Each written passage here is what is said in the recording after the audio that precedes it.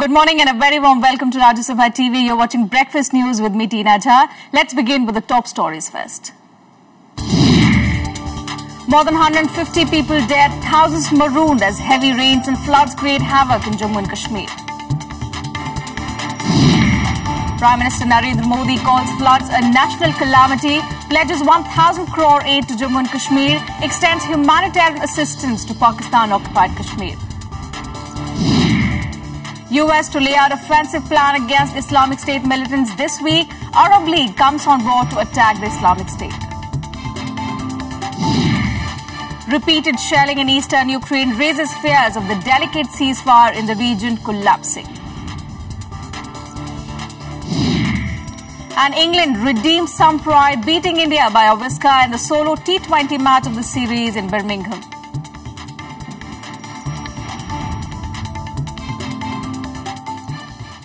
Our top story this morning, there's been no let-up in the flood havoc in Jammu and Kashmir, the worst in the state in the last 6 decades. Parts of capital Srinagar, including the army cantonment, civil secretariat and high court were hit yesterday. The death toll is reported to have crossed 150 as the army, air force and other agencies take on huge odds to pull people out. Take a look at this report.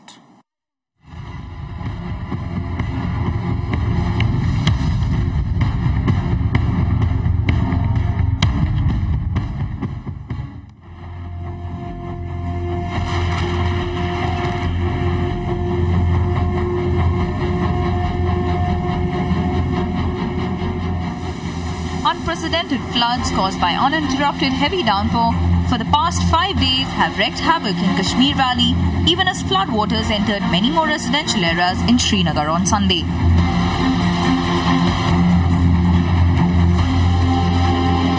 The floods breached an embankment on Jhelum River on Saturday night and submerged several new areas. It has not spared the state capital, where the army cantonment, civil secretariat and the high court were also submerged. Rail and road links have been heavily affected by landslides at many places, stranding passengers. हमको कुछ नहीं बताया जा रहा क्या है, किस position क्या है ट्रेन की। इवन हमारे जो दिल्ली से हैं इसमें करीब 492 लोग हैं इसमें, और ये भी नहीं बताया जा रहा हम कब वापस दिल्ली जाएंगे या कटरा जाएंगे। 2 दिन से ट्रेन में फंसे हुए हैं और इन्होंने अचानक से ये अनाउंसमेंट कर दिया कि ट्रेन टर्मिनेट हो गई है और हमें कोई उचित जानकारी दे नहीं रहे हैं कि क्या करना है आगे। बस इन्होंने ये बोल दिया आप पर्सनली टैक्सी लीजिए और यहाँ से जम्मू या कटरा की ओर ट्रैवल कर लीजिए by road.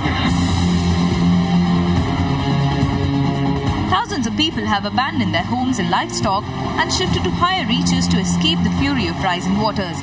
The situation has assumed the proportions of an unparalleled natural calamity at several places. हमारा बहुत ज्यादा नुकसान हो चुका है। इधर कुछ टपरे हमारे जो गिर पड़े हैं, मकान गिर पड़े हैं, कोई मॉल में सी दरिया में नदी में थे वो भी गिर पड़े हैं सर। 87 और 96 में देखा है फ्लड यहाँ, लेकिन ये एरिया बिल्कुल सेफ था।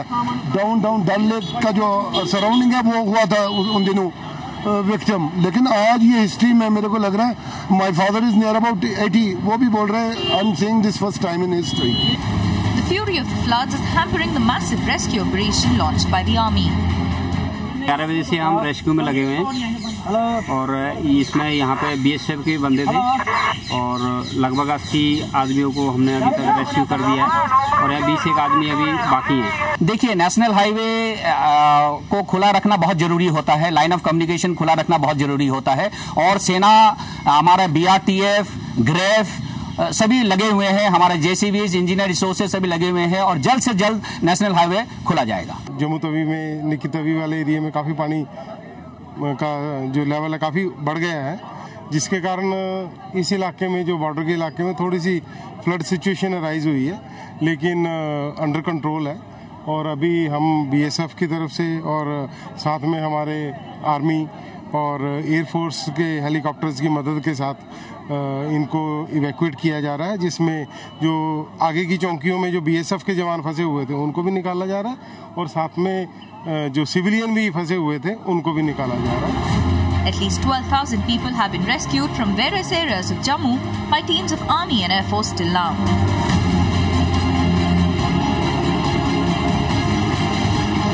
184 columns of troops, 23 helicopters and planes of Air Force are carrying out rescue operations. Additional teams of NDRF and 100 boats have been rushed for further assistance in the rescue operations. Bureau Report, Rajya TV. Prime Minister Narendra Modi announced 1,000 crore rupees assistance to flood-affected Jammu and Kashmir. On Sunday, he was in the state to take stock of the flood situation. He said the sheer scale of devastation caused make it a national calamity, assuring all possible help from the centre. Prime Minister Narendra Modi visited Jammu and Kashmir to assess the situation in wake of the biggest flood that the state has seen in the last 50 years. Modi took an aerial survey of the flood-affected regions. As the state struggled to deal with the enormity of the situation, Modi held a high-level meeting attended by Chief Minister Umar Abdullah and top officials. Calling it a national-level disaster, Modi assured the people of Jammu and Kashmir that the centre will work with the state government to help in the rescue operations. He announced a special assistance of 1,000 crore rupees to tackle the situation. ये national level का disaster है और भारत सरकार पूरी तरह कंधे से कंधा मिला करके यहाँ के सरकार के साथ और आप सबके साथ खड़ी है। हादसा इतना बड़ा है कि 1100 करोड़ से कुछ होना नहीं है और इसलिए आज मैं पहली किस्त के रूप में 1000 करोड़ रुपया और स्पेशल असिस्टेंस के रूप में जम्मू कश्मीर सरकार को देने का निर्णय मैंने किया है। He also announced compensation of 2 lakh rupees to each family of those killed in the floods, as well as 50,000 for those injured. He announced medical assistance and relief material for those affected. जल्द से जल्द medical सुविधाएं मिले, उसके लिए दवाइयां उपलब्ध करा करके तुरंत रवाना कर रहे हैं। घर बहुत बड़ी मात्रा में नष्ट हुए हैं, लोग बेघर हुए हैं और इसलिए तत्काल 5000 टेंट यहां पहुंचाने के लिए ऑलरेडी उस काम को आगे बढ़ा दिया गया है। मैंने आज प्रधानमंत्री रिलीफ फंड में से 1 लाख कंबल तुरंत खरीदने के लिए कहा है। Earlier, Jammu and Kashmir Chief Minister Umar Abdullah had said that the state is taking measures to prevent epidemic when the flood waters recede. पानी जो है वो अब उतरना शुरू हो चुका है और अब रेस्क्यू के तरफ कम और रिलीफ और रिहैबिलिटेशन की तरफ हमारा जो है हम तवज्जो देना शुरू करेंगे। मरकज़ ने मेडिकल टीम्स का बंदोबस्त किया हुआ है और उन्हें अब फील्ड में डिप्लॉय किया जाएगा ताकि बीमारी जो है वो ना फैले। The PM also said that the teams of the telecom department have been directed to restore telecommunication links to the affected areas as soon as possible. Bureau Report, Rajya Sabha TV.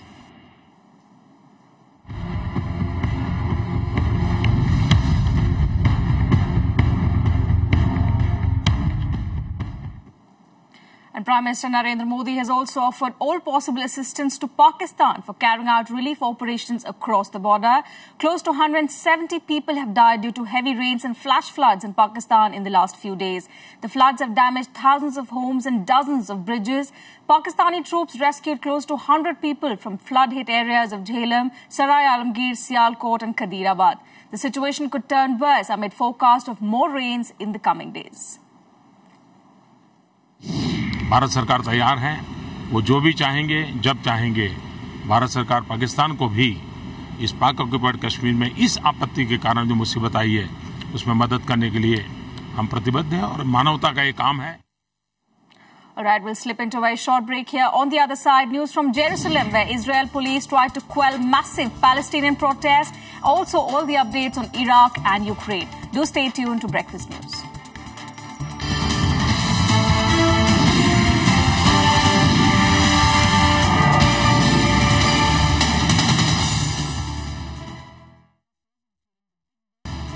Welcome back. You're watching Breakfast News. Over to some international news now. Even as the US continues airstrikes against Islamic State targets in Iraq, efforts to build an international coalition against the Islamic State makes further headway. The Arab League has now also agreed to come on board. The US is set to announce a roadmap and plans to take the war to the next level. Tuesday, on Wednesday, I'll make a speech and describe what our game plans are going to be going forward. But this is not going to be an announcement about U.S. ground troops. This is not the equivalent of the Iraq War. What this is similar to the kinds of counterterrorism campaigns. US President Barack Obama pledging to intensify the effort to tackle the IS menace. A definite plan is in the offing. We are going to be, as part of an international coalition, carrying out airstrikes in support of work on the ground by Iraqi troops. We are going to be able to not just blunt the momentum of ISIL, we are going to systematically degrade their capabilities. We're going to shrink the territory. US took a step further on Sunday as US jets bombed IS targets in western Iraq for the first time. They carried out airstrikes near Haditha Dam at Iraq's request. The Iraqi government asked us for their support in those strikes. Second, it was the Iraqi security forces on the ground who conceived of the operation. The Arab League willing to join efforts is another key step forward. The League met in Cairo on Sunday and endorsed a UN resolution passed last month calling on member states to suppress the flow of foreign fighters, stop financial or any kind of support to Islamist extremist groups in Iraq and Syria. بعد أن استعرض هذا الموضوع أكد وده المهم أكد على الموقف العربي الحازم باتخاذ التدابير اللازمة لصيادة الأمن القومي العربي والتصدي لجميع التنظيمات الإرهابية المتطرفة. President Obama has said in the past that a resolution to the Iraq crisis has to be political and not military. In that context too, the plan he lays out 3 years after US troops pulled out of Iraq will be closely watched. Bureau Report, Rajya Sabha TV. Well, we have with us Mr. Parsa Venkateshwar Rao Jr. in our studio today. Mr. Parsa is an editorial consultant with the DNA. A very warm welcome to Breakfast News, Mr. Parsa. First of all, we just saw in the report that the US is to set out a plan against the Islamic State. Also, we saw yesterday the US has expanded airstrikes into western Iraq. The fact that we want to understand from you is the limitations that Mr. Barack Obama is going to have while he is coming out with this plan against the Islamic State. I think there are two aspects to it. One is he doesn't want to commit ground troops, US ground troops, to come back into Iraq and fight the war.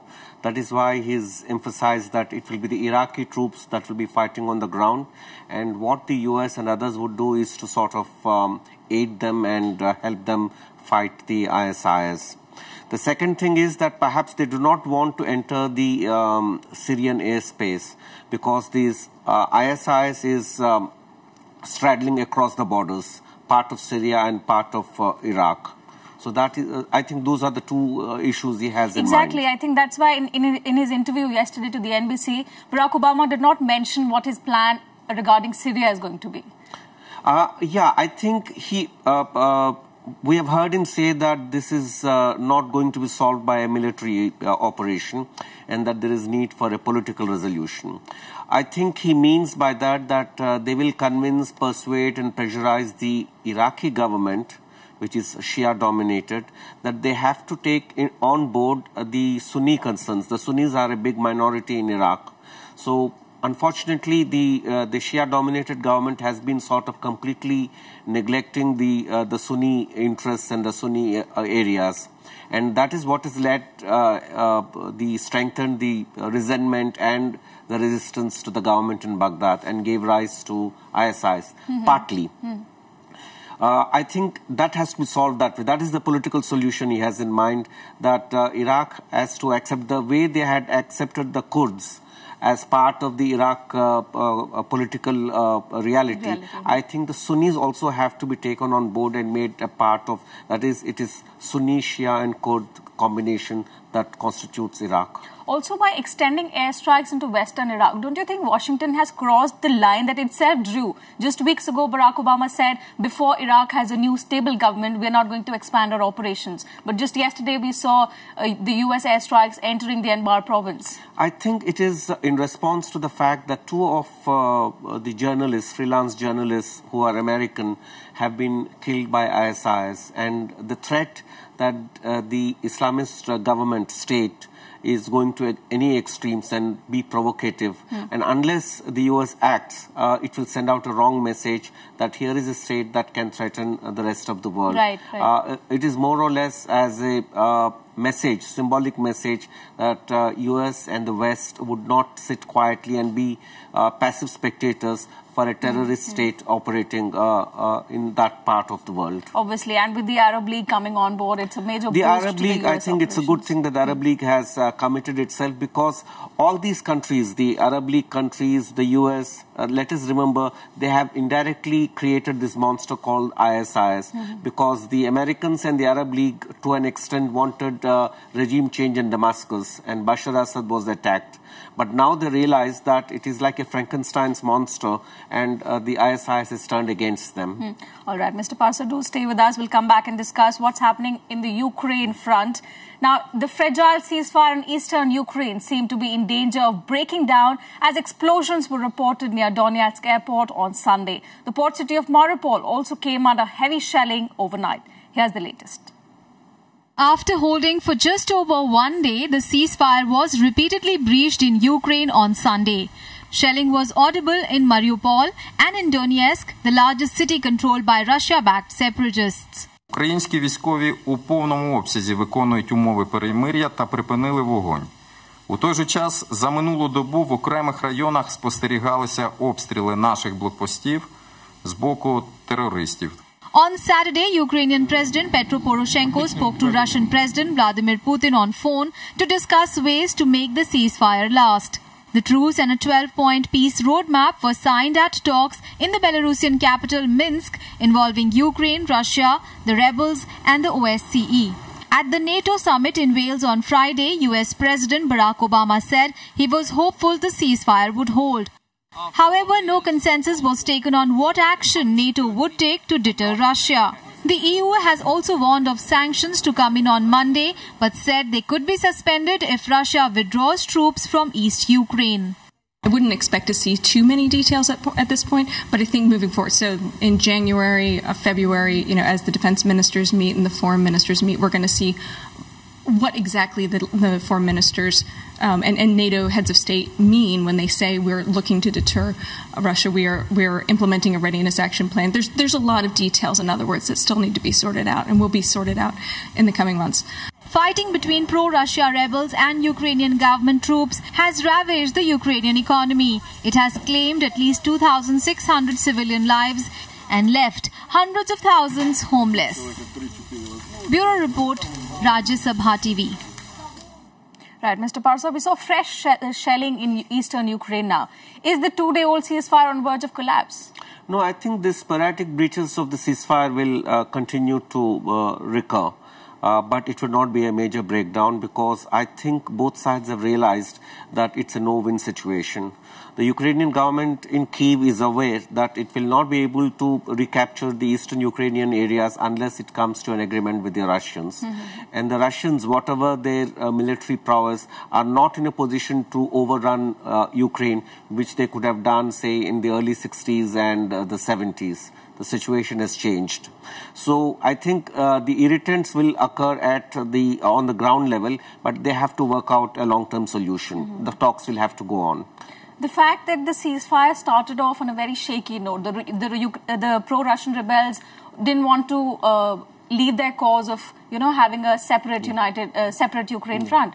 So, do we in the next few days, and with the NATO now coming in, do we see it's the fight against NATO versus the Russian troops in eastern Ukraine now? I think it will be some sort of a symbolic face-off.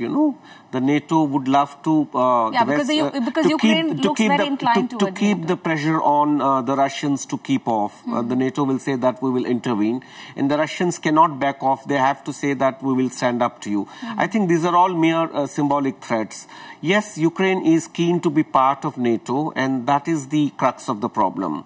If Ukraine becomes member of NATO, then the military threat from the West is at the doorstep of the Russia, and that is what the Russians are trying to fend off. The solution would have been, the ideal solution is for Ukraine to remain neutral between NATO as a buffer state between the Russia and the rest of Europe, the NATO countries.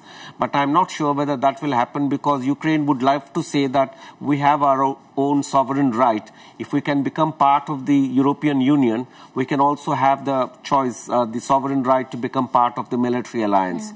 But then they'll have to come to an agreement with Russia that NATO does not pose a threat to Russia of any kind. That is a guarantee that the Russians would love to have. And secondly, the East Ukraine is a real problem, because there are many Russians living there. And it's a centuries-old thing. It's not something new that has happened. It goes back to the 19th century. And they would love to have some kind of a guarantee that they are not discriminated against by the Western Ukrainians, and that they have a certain autonomy. Secondly, the Russians also need a passage to the Black Sea through eastern Ukraine, and that has to be guaranteed. Right. This is a complex thing, and I think it will take months, and perhaps it might go into a year of haggling between the two groups.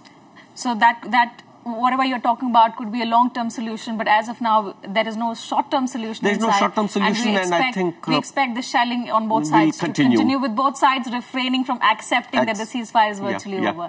Well, many thanks, Mr. Parsa Venkateshwar Rao, for joining us this morning. Now, moving on, visiting German Foreign Minister Frank-Walter Steinmeier will meet External Affairs Minister Sushma Swaraj today for talks on a range of bilateral issues with a focus on key areas of trade, business and energy. Steinmeier will also meet Prime Minister Narendra Modi and other key cabinet ministers during his 3-day trip. On Sunday, Steinmeier surveyed the construction work at Delhi Metro's underground horse car station.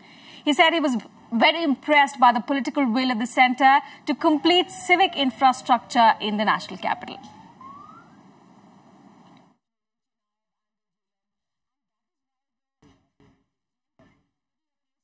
And now for all the other news and updates from around the globe, here's our World Wrap. Scores of Palestinians rioted in East Jerusalem on Sunday after hearing that a youth from their neighborhood had died of wounds suffered in a clash with Israeli police last week. Protesters threw rocks, petrol bombs and flares at passing cars, and riot officers responded with rubber bullets during an afternoon of clashes that lasted for several hours. Afghanistan has handed the death penalty to 7 men for raping and robbing a group of women returning from a wedding in August. 5 of the 7 were found guilty of rape, but the death sentences were handed to all 7 for the armed robbery. Afghan President Hamid Karzai is among those who called for men to be executed. A former director of Brazil's state-run oil company Petrobras has accused more than 40 politicians of involvement in a kickback scandal over the past decade. Paulo Roberto Costa, who is in jail and being investigated for involvement in the alleged corruption, named a minister, governors and other lawmakers. The allegation involves party members of current Brazilian President Dilma Rousseff, who is seeking re-election on the 5th of October. Somalia replaced its national security director on Sunday and put its army on alert for retaliation after the Islamist militant group Al-Shabaab confirmed its leader had been killed in a US airstrike. Al-Shabaab has vowed revenge for the killing of Ahmed Godane. Somali forces and African Union peacekeepers have mounted a push against Al-Shabaab this year after a surge in gun and bomb attacks in the capital Mogadishu, mostly on legislators and the presidential palace. New studies on monkeys have shown that one shot of an experimental Ebola vaccine can trigger fast protection, but the effect waned unless the animals got a booster shot made a different way. The research study by the National Institutes of Health in the US published some key animal research behind those injections. A single dose protected all 4 vaccinated monkeys when they were exposed to high levels of Ebola virus just 5 weeks later.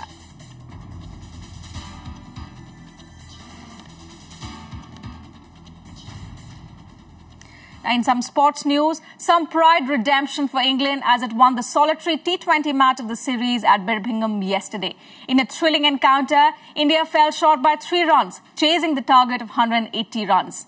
Batting first, England lost 2 quick wickets for 27 runs. Opener Alex Hale and Joe Root added 48 runs for the 3rd wicket before India struck back to reduce England at 85 for 4 wickets. Captain Ian Morgan then played a sparkling innings of 71 of just 36 balls to to the host a strong total of 180 runs.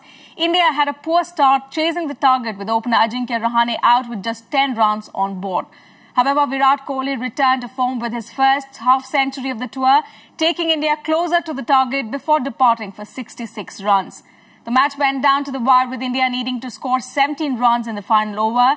Mahendra Singh Dhoni started the over with a 6, followed by a 4. But in the end, India fell short by 3 runs.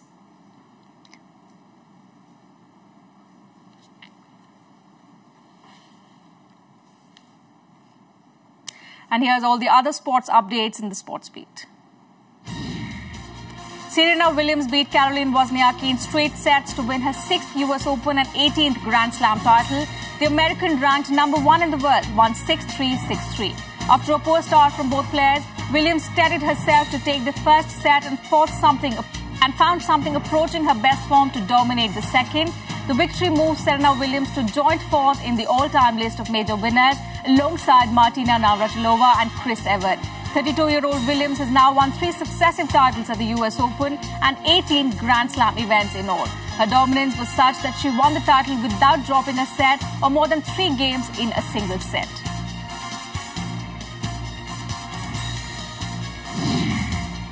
The first Asian male in the US Open finals, Kei Nishikori of Japan, will take on fellow first-timer Marin Cilic of Croatia for a place in the Grand Slam history books at the US Open on Monday night. Nishikori, whose previous best run at a slam event had been a quarter-final at the 2012 Australian Open, became the first Asian man to make a major final after upsetting top-ranked Novak Djokovic 6-4, 1-6, 7-6, 6-3 in the hot and humid New York conditions on Saturday afternoon. Meanwhile, Cilic, who missed the 2013 US Open to serve a doping ban handed out after he tested positive for a banned stimulant contained in an over-the-counter supplement, produced the performance of his life to rout 17-time Grand Slam champion Roger Federer 6-3, 6-4, 6-4 in under 2 hours.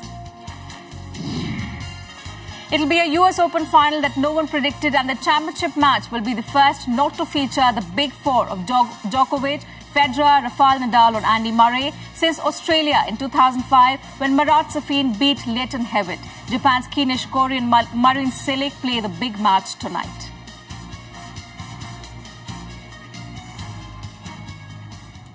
Playback singer and legend Asha Bhosle turns 81 today. Asha features in the Guinness Book of World Records as the most recorded artist ever, having enchanted several generations for more than 6 decades. Happy birthday, Asha Bhosle. While you picture this, we take your leave. Have a great day.